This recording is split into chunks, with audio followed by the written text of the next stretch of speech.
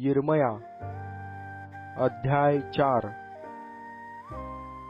परमेश्वर म्हणतो, हे इस्रायेले, जर तू मजकडे वळशील, आपली अमंगल कृत्ये माझ्यासमोरून दूर करीशील, बहकणार नाहीस आणि सत्याने, धर्माने व सरळपणाने परमेश्वराच्या जीविताची शपथ वाहशील, तर राष्ट्रे परमेश्वराच्या ठायी आपणास धन्य गणितील व त्याचा अभिमान बाळगितील। कारण परमेश्वर यहुदा व यरुशलेम यातल्या लोकास म्हणतो, आपली पडित जमीन नांगरा, काट्यांमध्ये पेरू नका। यहुदाचे लोक हो, यरुशलेमकर हो, परमेश्वरा प्रित्यर्थ आपली सुनता करा, आपल्या अंतःकरणाची सुनता करा, नाही तर तुमच्या कर्मांच्या दुष्टतेमुळे माझा क्रोध अग्नीसारखा भडकेल आणि तो कोणाच्याने विझणार नाही असा पेटेल। यहुदात पुकारा, यरुशलेमेत जाहीर करा आणि म्हणा की देशात रणशिंग फुंका। जोराने ओरडून म्हणा, एकत्र व्हा, चला आपण तटबंदीच्या नगरात जाऊ। सियोनेच्या दिशेकडे ध्वजा उभारा, आश्रयासाठी पळा, थांबू नका। कारण मी उत्तरेकडून अरिष्ट मोठा नाश आणीत आहे। सिंह आपल्या झाडीतून बाहेर निघाला आहे, राष्ट्रास फस्त करणारा वाट चालत आहे।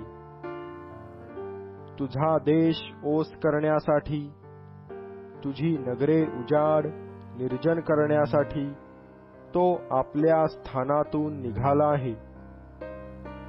म्हणून तुम्ही कमरेस गोणताट गुंडाळा, शोक व आक्रंदन करा, कारण आम्हावरला परमेश्वराचा तीव्र कोप अजून गेला नाही। परमेश्वर म्हणतो, त्या दिवशी असे होईल की राजाचे व सरदारांचे काळीज ठाव सोडील, याजकांची त्रेधा उडेल आणि संदेष्टे भयचकित होतील। तेव्हा मी म्हणालो, आहा, प्रभू परमेश्वरा, तुमचे कुशल होईल असे म्हणून तू या लोकास व यरुशलेमेस खरोखर फारच चढविले आहे। इकडे तर तरवार जीवाला जाऊन भिडली आहे। त्या काळी या लोकास व यरुशलेमेस म्हणतील, रानातील उजाड टेकड्यांवरून उष्ण वारा माझ्या लोकांच्या कन्येवर येत आहे। तो काही विझण वारा म्हणून किंवा स्वच्छ करण्यासाठी येत नाही।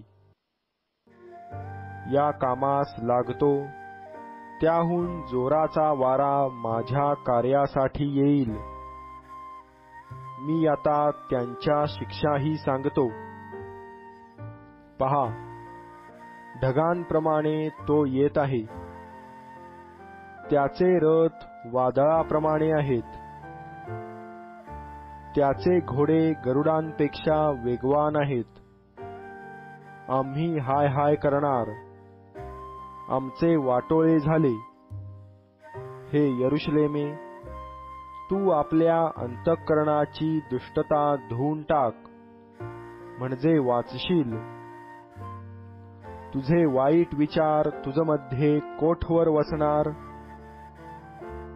कारण दानाकडून वाणी येत आहे, एफ्राईम डोंगराकडून अरिष्टाची घोषणा होत आहे। ती राष्ट्रास सांगा, पहा, ती यरुशलेमेस जाहीर करा, दूर देशातून वेढा घालणारे येत आहेत। यहुदाच्या नगरांसमोर ते ललकारत आहेत. शेत राखणाऱ्यांसारखे त्यांनी तिला चोहोकडून घेरिले आहे, कारण तिने मजशी फितुरी केली आहे, असे परमेश्वर म्हणतो. तुझे वर्तन व तुझी कर्मे यामुळे तुला हा प्रसंग प्राप्त झाला आहे. ही तुझी दुष्टता आहे, ती खरोखर क्लेशदायी आहे. तुझ्या हृदयास ती भिडली आहे. माझी आतडी तुटतात, हो तुटतात. माझ्या हृदयकोशास वेदना होत आहेत. माझे अंतर्याम अस्वस्थ झाले आहे. माझ्याने स्तब्ध राहवत नाही, कारण माझ्या जीवा करण्याचा नाद रणशब्द तू ऐकला आहे. नाशावर नाश पुकारिला आहे, कारण सर्व देश लुटिला आहे.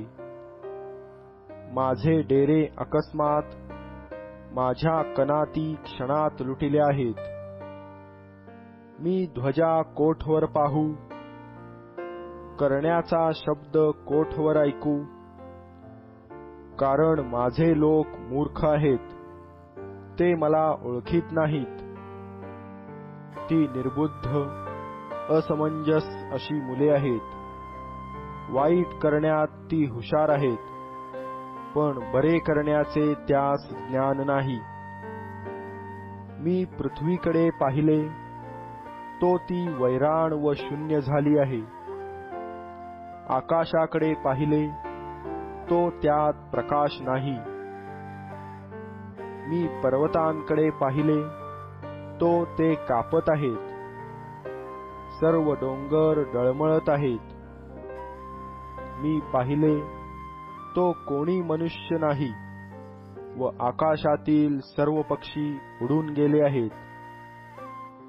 मी पाहिले, तो पहा, बागाईत वैराण झाली आहे, व परमेश्वरासमक्ष त्याच्या तीव्र कोपाने तेथील सर्व नगरे नष्ट झाली आहेत. परमेश्वर म्हणतो, सर्व देश उजाड होईल, पण मी त्याचा पुरा अंत करणार नाही. यामुळे पृथ्वी शोक करील, वर आकाश काळे होईल, कारण मी असे बोललो आहे. मी हे योजिले आहे. मी अनुताप पावणार नाही. मी माघार घेणार नाही. घोडेस्वारांच्या व तिरंदाजांच्या शब्दांनी सर्व शहर पळत आहे. ते झाडीत खडकांच्या फटीत लपत आहेत. लोकांनी प्रत्येक नगर सोडिले आहे. कोणी माणूस त्यात राहत नाही. हे लुटलेले, तू काय करशील?